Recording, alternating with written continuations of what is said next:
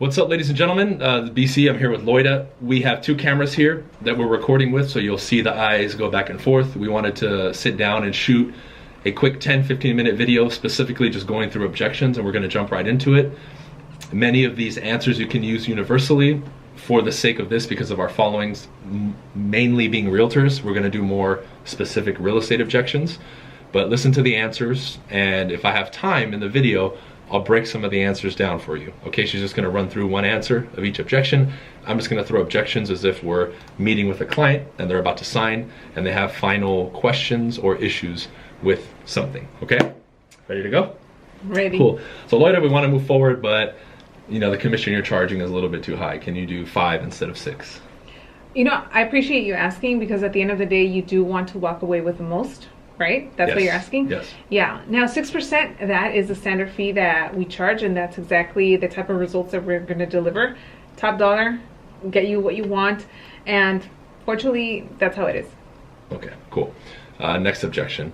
Let's see. You know what? You guys are saying it's worth 500. You've showed me the comparables, but someone else said they can get me 550 for the house instead of 500. That's a big difference. That is a big difference. What did they share with you to make you see 550? Just different comparables, I guess. Different comparables? Yeah, because you have, you know, XYZ house here. They showed us 2 different ones. Okay. Now, I'm not sure what they showed you. I would have to see it myself, but I can tell you for a fact that everything that I just shared with you today in this meeting is exactly what an appraiser is going to take a look at. And I would be doing a disservice to you by pricing your home at 550 when in reality it's 500. Does that make sense? So you're saying the other person was not being honest? Like I said, I'm not sure exactly what comparables they picked. I'm not sure if they looked at homes that were bigger square footage or what it was. I'm just telling you from my experience, and because of the fact that we sell every home that we list, that if you actually want to get the move going and you be in Florida by March, this is a price that it's going to take. Okay, cool. Next objection. Like what you have to say, Loida, but we want to marinate on the information overnight. You want to marinate on it? Okay. Real quick, we've actually heard that one before, so that's why we're using it. What type of seasoning are we using? Good one. Teriyaki. Yeah, okay. No, I understand because this is probably a lot of information, right, that you haven't heard before or for you to process. And then, you know, every agent saying something different prices, different commissions. It's just too much. Yeah. Now, up to this point, are there any questions that maybe I haven't answered? No, you've been great. Okay. Well, there are really 3 things that I want to make sure that we're clear on today. Number 1, you guys are definitely ready to sell the home, right? Oh, absolutely, yeah. And you know, I have the job transfer. I got to be in Chicago in about 45 days. We're moving. Yeah. Number 2, how confident do you feel with me getting the job done? Yeah. You seem confident. You seem like a go-getter. Okay, perfect. And number 3 is the price, which we both agree $500,000, right? Yeah, I mean, obviously I want more, but I see where you're coming from at 500,000. It makes sense. Of course. Now, ultimately, I know that this is a big decision, and you know, something that I do is that in the contract, I put a clause where in 24 hours, if something happens, you change your mind, we can tear it apart, forget we even had this conversation. But at least what I want to do is get everything going already so that you can put me to work and just give you the peace of mind. Does that make sense? Cool. Okay.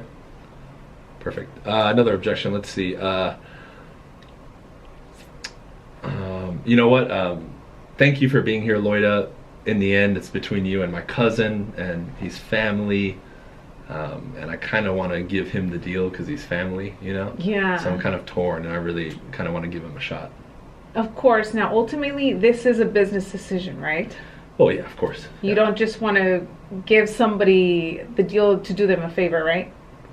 Oh, no. We want it done. Yeah. You know, what I have seen in the past through experience, because we do connect and speak to a lot of homeowners that have come off the market and sold, is that many times they end up going with a family member or somebody very close to them that unfortunately doesn't get the job done.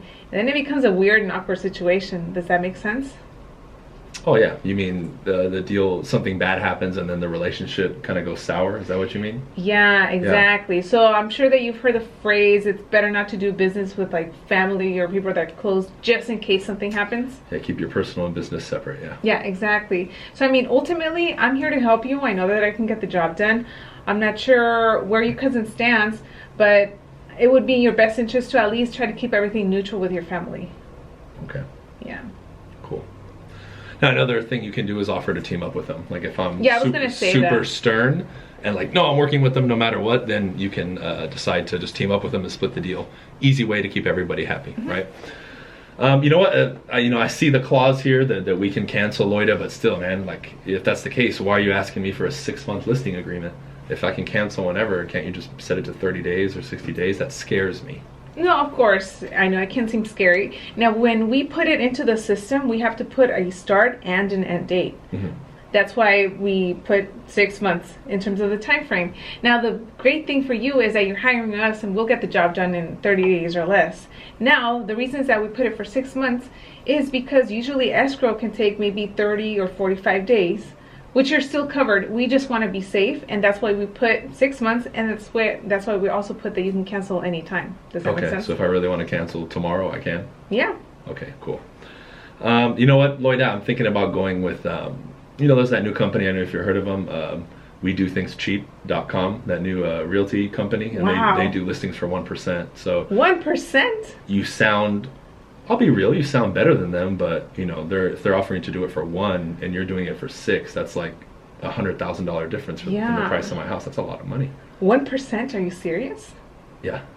Wow, I'd be scared. Well, why? I save money. Well, you have heard the phrase, you got what you pay for, right? Well, yeah, but I mean, that's a huge difference, It's almost like worth it to see. Because if I do Yeah. sell it for 1%, I mean, I save a lot of money in commission. Of course. So just so I'm clear, it sounds like you want to get the most money by hiring the cheapest person that will do the job. Well, I guess, yeah, if you put it that way, I mean, I just want the most money. Now, do you want excellent results, or do you just want somebody that doesn't really care what they're going to do? No, I want the best.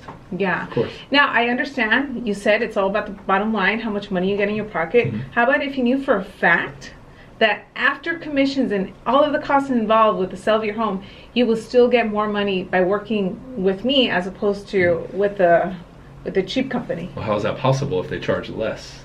Yeah. Well, what incentive is there for them to actually work hard for you when they're barely making any pennies? Well, I mean, I would expect them to work hard regardless of what they're getting paid. I mean, they set that fee, right? Yeah, and I wish everyone thought the same, but unfortunately in this business, the least you make, the least effort that's going to be put into the process. And something that I want to make sure that you're clear is that I don't get paid until I deliver a result. Yeah, so it's not like you're paying me up front 6%, but at the end, if I can prove to you and deliver the results and go above beyond, would I be worth at that point the 6%? Well, yeah, I mean, I guess you earn it at the end, right? Exactly. Cool. I think after meeting with you, Loida, and the little bit you've told us about the process, I think, because I do eventually want to get my real estate license, I think I want to give it a shot and try to go for sell by owner. Because a lot of the marketing you've talked about, I think I can do, and then I can save the commission and only just give out the buyer's agent fee. So I think I'm going to go and try for sell by owner for 30 days, and then For 30 days. then I can call you after if it doesn't work out. Okay, so you just want to get called by a whole bunch of annoying realtors then, right? What do you mean? Well, you know what you're getting yourself into by going for sell by owner. Well, no. I mean, I figure they'll just bring a buyer. Okay, so you're willing to sell to an investor? Well, I mean, I would have to agree whatever price they send me. Yeah. Can I tell you the reality of going for sell by owner? Sure. Well, what's going to happen is you're only going to get bombarded by real estate agents that probably don't have a buyer that's looking for your home. And if you do get any offers, they're going to be coming from investors that just want to lowball you. Do you know why? No. Because they know that you're not represented by a professional real estate agent that's looking out for you and your best interest, which is their fiduciary duty. Does that make sense? Yeah. And ultimately, I'm sure you want to sell your home for the most and not leave any equity or give any money away, right? Yeah. Okay. So it's almost like you're saying like going to court but not using a lawyer. Exactly. Okay, got it. Okay, cool. Anything else you want me to ask you? No? She's like, I'm sick of handling objections. Cool, so if you guys, this is what we'll do. We'll end it here. Obviously, she just gave one answer, right? I want you guys to put in the comment section any other objections you want to hear that we can do live like this, and we'll do another video. We've been doing this stuff for years, but I think hearing it over and over will really cement it into your brain, and this was not premeditated. I didn't tell her what I was going to ask her. I just asked her on the spot. There's no editing, as you'll see. There's no cut frames. So, recommendation to people. wrapping up, because your answers just come out, and you're on camera too, so there's an added pressure. 2 cameras, because we know this is going to go on YouTube and tens of thousands of people are going to see it. What would you say has been the number 1 or number 2 reasons you're able to be that comfortable just shooting off the answer? Is it just role play? Is it experience now? Is it you believe in yourself more than other people? Because everyone's always looking for that secret sauce, if there is one. What is it with you that has allowed you to be more comfortable now? It's exactly the 3 things that you mentioned. Number 1 is experience.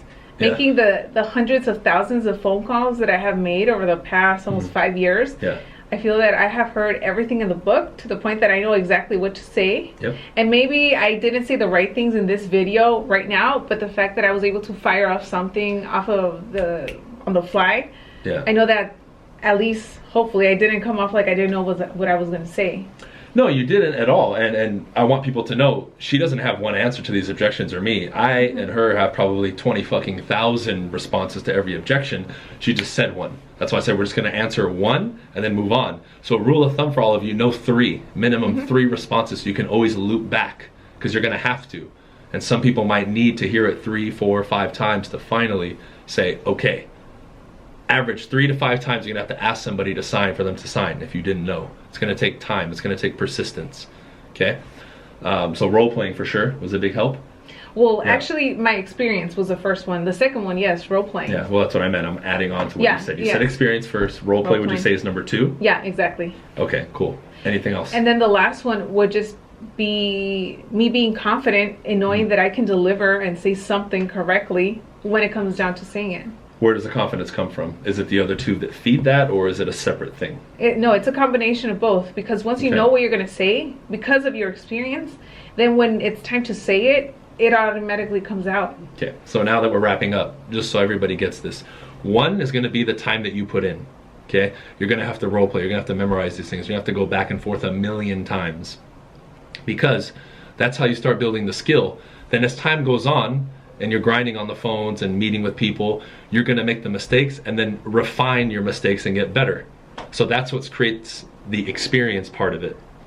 So now when you have that massive practice and honing of your skills, and you're combining it now with the time you've been calling and meeting with people, a month, 2 months, 3 months, 4 months, now you build that confidence. Because I've told people from the beginning, you're given all the tools.